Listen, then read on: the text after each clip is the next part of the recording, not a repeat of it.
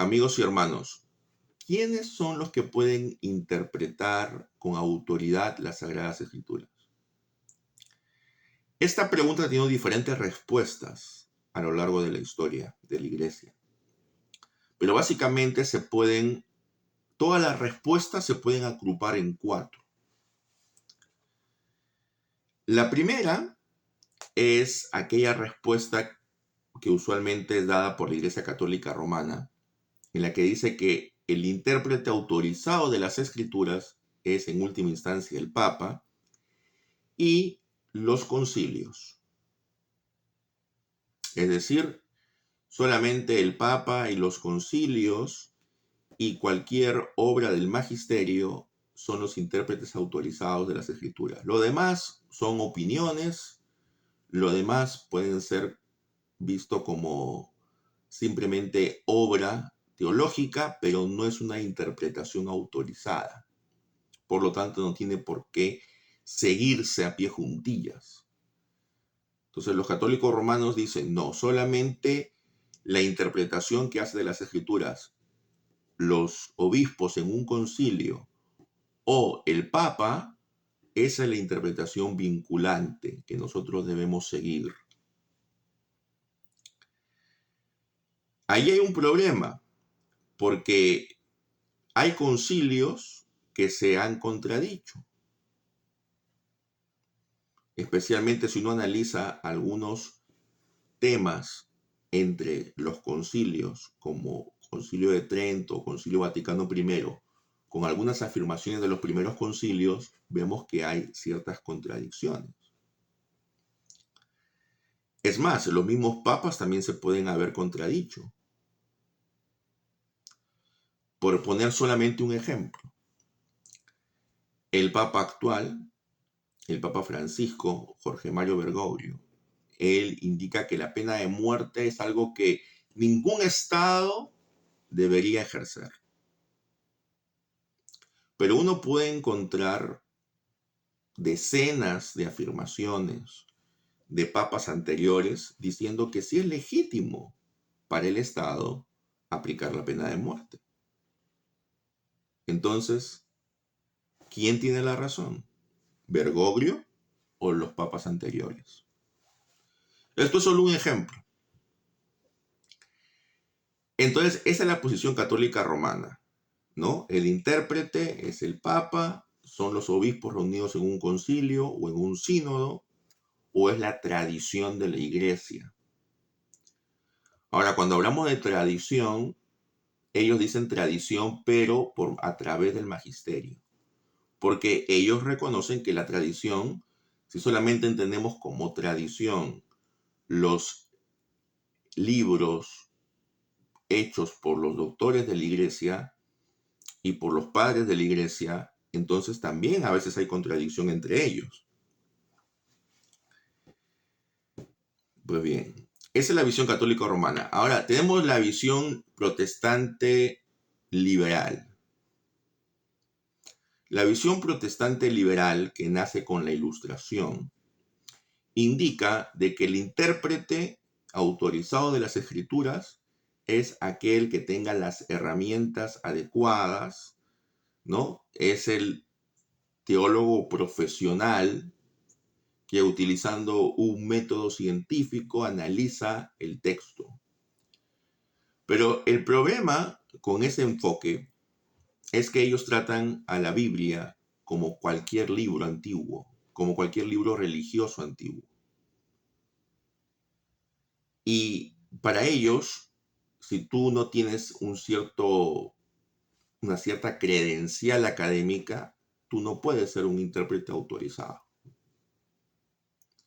Ahora, si uno lee las diferentes escuelas, las diferentes teorías acerca de las Sagradas Escrituras dentro de las escuelas liberales, dentro del pensamiento teológico liberal o modernista, se va a dar cuenta que entre ellas hay bastantes opiniones divergentes.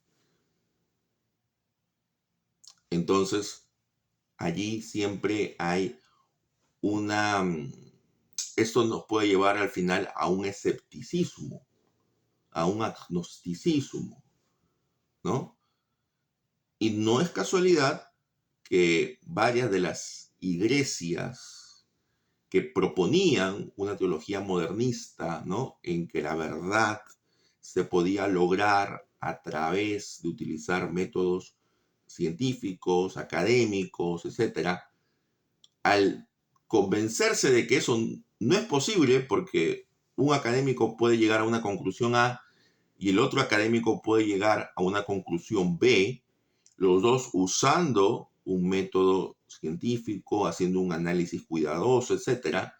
Entonces, esto ha llevado hacia el posmodernismo, ha derivado hacia el posmodernismo, que esto es lo que actualmente aplican estas iglesias liberales y también varias iglesias evangélicas sin saberlo, ¿no? En el posmodernismo todo es relativo, no hay verdades absolutas. Entonces, el intérprete autorizado para las iglesias protestantes liberales o modernistas solamente son los teólogos profesionales que utilizan un método adecuado y que lo hacen guiados por la razón humana. Luego tenemos la escuela mística. La escuela mística que es mayormente seguida por los pentecostales, carismáticos, cuáqueros, ¿no? Esta escuela mística dice que el intérprete autorizado puede ser cualquier persona. Cualquier cristiano puede ser el intérprete autorizado siempre y cuando sea iluminado por el Espíritu Santo. No importa si esa persona de repente es un analfabeto, pero si esa persona ha sido iluminada por el Espíritu, entonces esa persona va a entender correctamente lo que dicen las Sagradas Escrituras. Ahora, ¿cuál es el peligro con esto? El peligro con esto es de que vas a encontrar a muchas personas llegando a conclusiones divergentes y todas te van a decir que han sido iluminadas por el Espíritu Santo. Entonces, ¿quién tiene la razón?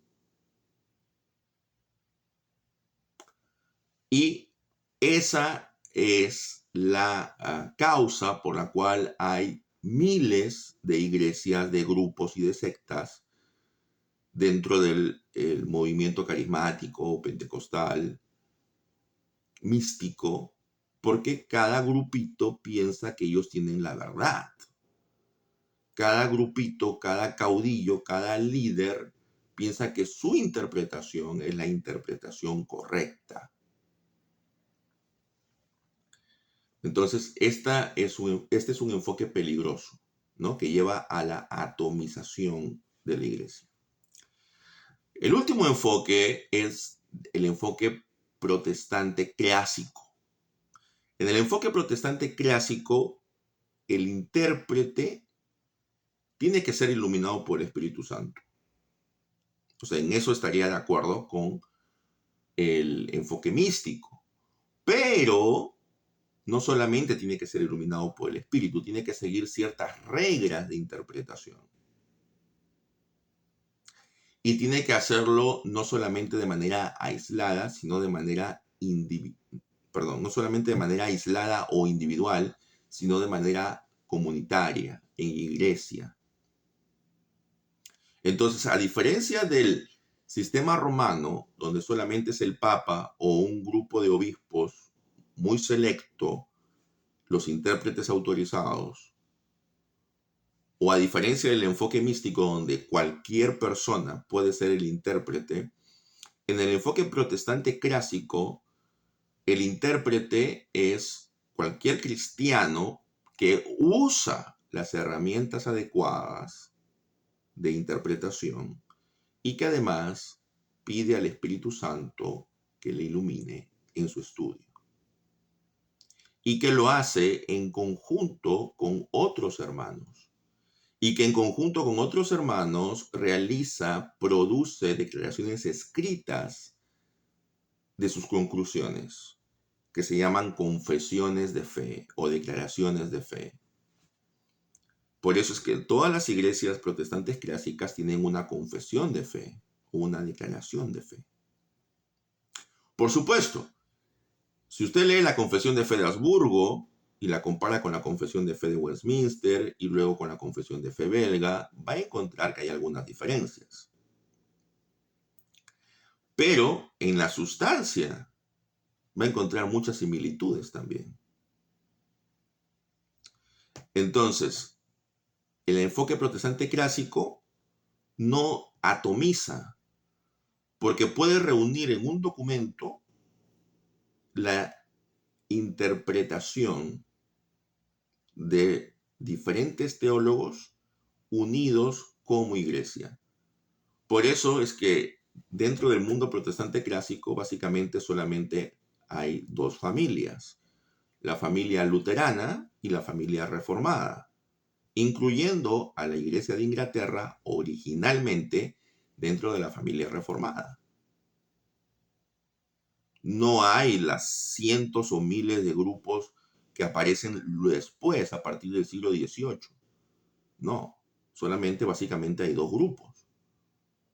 Y claro, dentro de cada grupo hay matices, hay diferentes enfoques, pero básicamente solamente había dos grupos. Entonces, esa es la diferencia en el enfoque protestante clásico, ¿no? El enfoque protestante clásico entiende que sí se necesita la iluminación del Espíritu Santo. No es un enfoque 100% racionalista como el enfoque protestante liberal, pero tampoco es un enfoque 100% místico como el enfoque pentecostal y carismático. O sea, el enfoque protestante clásico hace un buen balance entre la razón humana, la ayuda del Espíritu Santo y el trabajo en conjunto, en colectivo. Por eso, de los cuatro enfoques, de las cuatro posturas acerca de quién es el intérprete autorizado de las Escrituras, el más recomendable es el enfoque protestante clásico. Y esa interpretación necesariamente te va a llevar a redactar confesiones de fe. Muchos evangélicos en la actualidad o son místicos o son racionalistas, individualistas. Aun cuando sus conclusiones no sean las de los teólogos liberales. Pero su manera de hacer teología y quienes ellos piensan que son los autorizados para hacerla, su forma de pensar es muy similar a la de los teólogos liberales, aunque su conclusión pueda ser diferente. Si viene alguien y me dice, no, yo no necesito confesiones de fe, yo no necesito catecismos, yo no necesito reunirme con otros teólogos, yo simplemente con saber bien griego y hebreo y con seguir las reglas, ya, eso es suficiente. Bueno, esa es la misma postura de los teólogos liberales. Ese es el mismo punto de partida.